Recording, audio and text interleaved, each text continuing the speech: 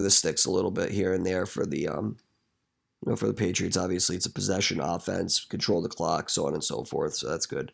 Cordell Patterson, I wish I was able to grab him. I doubt I would have played him, but uh, definitely a positive from him. I think he's going to steal some carries from Mike Davis, which does not bode well, I believe, for Tidmarsh.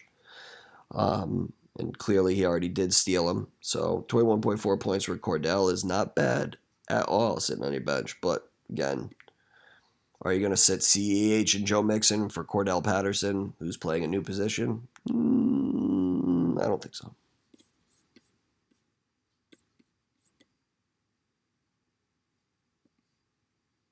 Also, Adamos, take a look at your Odell. I don't know if he's on IR or not. So, yeah, he's listed as questionable. Get him off your IR spot, even though I completely disagree with it. Next matchup. You got Pete, Miles from Tomorrowland, versus Kyle and the False Positives. Pete out there throwing shade last week at my at my power rankings. I'm sorry I didn't please you. That's not really my MO. And you really didn't back it up with a strong showing in week 2. Only putting up 82 points. Kyle Barncore, on the other hand, put up over, above league average at 116. So let's take a look at the matchup. Josh Allen, again, underperformed when you think of the score and you see the score of 35 points. You think Josh Allen's going to have a good game. He did, but nothing, to scream about. 16.6 points versus Patrick Mahomes, who obviously put up, a good amount, slightly outperforming his projection, but you're going to take 26 points all the time. Underperformance from RB1 and RB2 of Murphy's team, Miles Sanders, Jonathan Taylor. Definitely don't want to see 12.2 points in total out of your RBs. Chris Carson, on the other hand, outperformed them collectively with 15.1. And James Robinson, who is still trying to carve out a role in that team. I don't know what Urban Meyer's doing. I feel like you should feed him. I have him in another league. Why wouldn't you try and balance the offense out? It's not like you have a loaded, great weapons in your wide receiver core. So, give James Robinson the ball a little bit. Give Trevor Lawrence an opportunity to get some play action in there. DeAndre Hopkins continues to do DeAndre Hopkins things. I know he had a touchdown here, but it was really silent elsewhere. Somewhat surprising. Obviously, I expect him to go over 100 yards more, 9 times out of 10, especially when you're putting up 34 points. Terry McLaurin had a great game, even with a backup QB in there, and Henke or Heineke or whatever the hell his name is. Terry's becoming a very, very good receiver. I think your wide receivers are stacked, Murph, and it's just a question is if everything else is clicking, with your running backs. But I think this week's kind of an anomaly for you. Alternatively, Kyle had CeeDee Lamb and Allen Robinson. It'll be interesting to see what Allen Robinson's role is or his relationship is with Justin Fields, as Fields now gets the start this week. But 9.4 points is not something you want to see out of Allen Robinson. He should bounce back, but again, you're expecting more out of him when you're putting him in the wide receiver 2 position. CeeDee Lamb, 13.4 again. Average. Again, you need to have some booms in at least, I would say, one out of every one of your positions, to really make the weeks strong for you and, kind of secure victories week in and week out. Look at the tight ends. Tyler Higbee, 1.3 points. Didn't really pan out for you, Murph, on that free agent pickup, but who's to say that doesn't, end up working over the course of the year. I like Higbee, big target. Logan Thomas, put up 7 points. I obviously expecting more out of him. Again, dealing with a new QB. You're going to get reliant on safety net receivers, right? Receivers they trust. Logan's just got to be able to carve out an area to where he's got some trust with Henke. But we'll see. Antonio Brown regressed to the mean in the flex position for Murph, 2.2 points. This game was largely dominated by performances by Evans and Gronk. Godwin got a touchdown too, but Antonio Brown, just one part of the game plan. Alternatively, Tyler Lockett dominated again. This is one of his boom weeks. He always starts the year off strong. We always think it's gonna, sustain, and then it doesn't. Obviously, 30.8 points isn't sustainable. But we'll see. Only time will tell is if he continues to be outperform his projections. Obviously, I'm not expecting everything to be 30 points or higher. Bold move by Murph to start the Ravens defense against Kansas City Chiefs. You got 4 points out of it, better than negative or better than zero. Ironically enough, it's more points than what Kyle got out of the Steelers. So, you win that battle, but you lost the war type thing. Kickers, who really cares? Looking at the bench, right? DJ Moore, and I know you were kind of conflicted against who you would put in your flex there.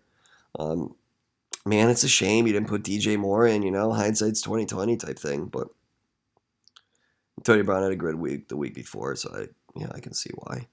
DJ Moore's got a great rapport with Darnold. I know you Jets fans are kind of like, what the fuck, dude? Like, where was this when he played for the Jets? And I'll just remind you that it is the Jets organization. They're probably a top 3 worst organization in the entire history of the NFL. I made that comment before.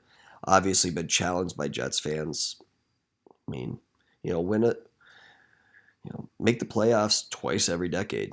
Do something. I have no idea, man.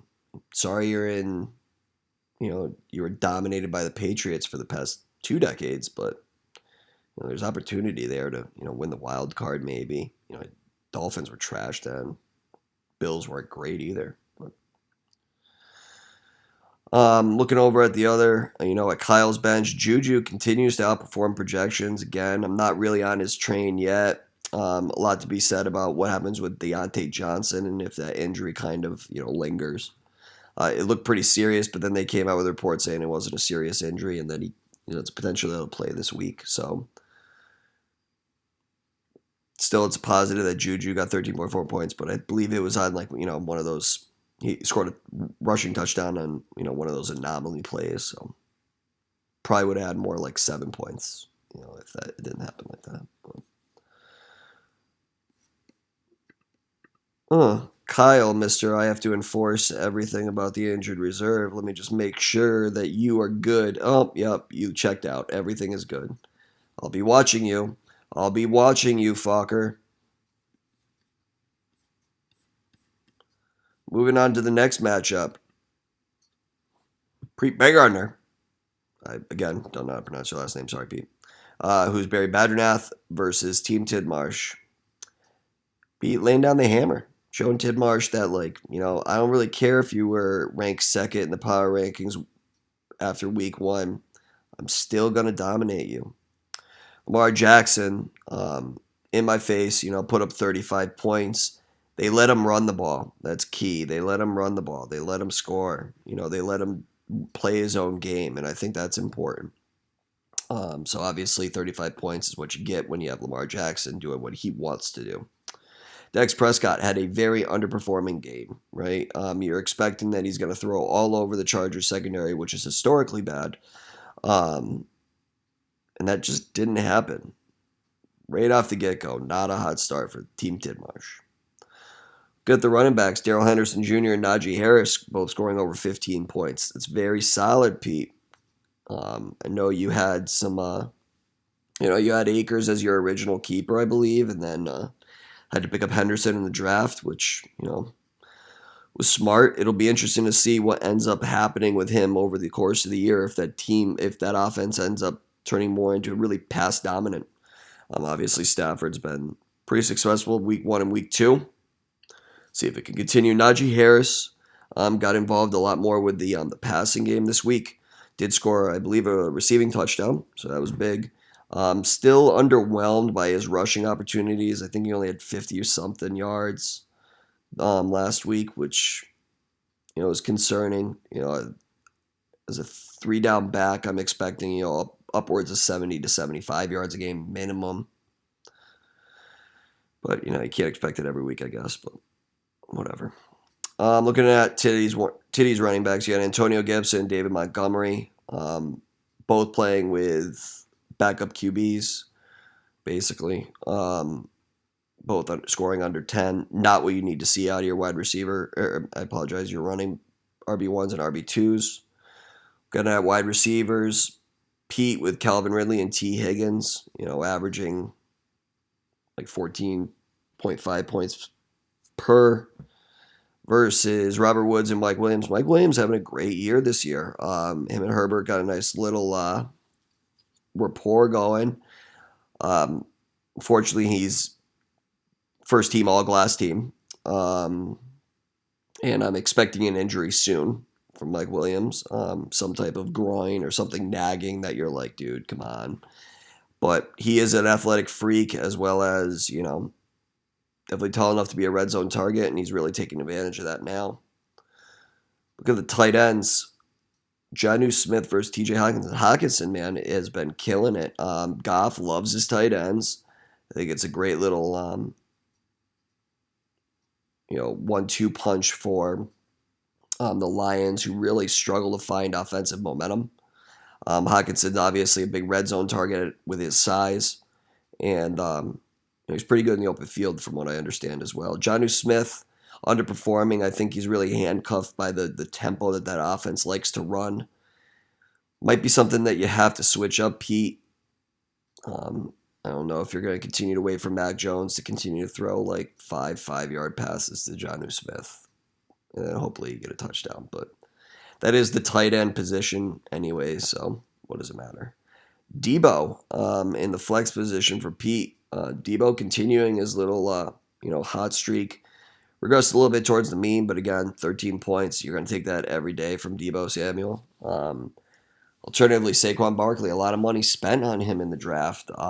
Obviously, a key component of the Giants' offense, and he's struggling to, get back up to speed after the ACL injury last year.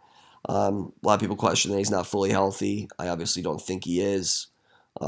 He's also plagued by a shitty offensive line and really lack of offensive weapons in general. The Giants suck, let's be honest. Bills defense had a monster game, really helped Pete really, kind of really drive the knife in further into Tid, with 22 points, shutting out the Miami Dolphins. Obviously, Tua getting hurt doesn't help. I don't really think Tua is good anyways, even though the Patriots made him look average. Got 22 points. You always seem to get lucky, Pete, with defenses, but,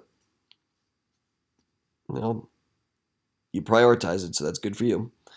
49ers only with 4 points, even though they only gave up 11 points to the Eagles.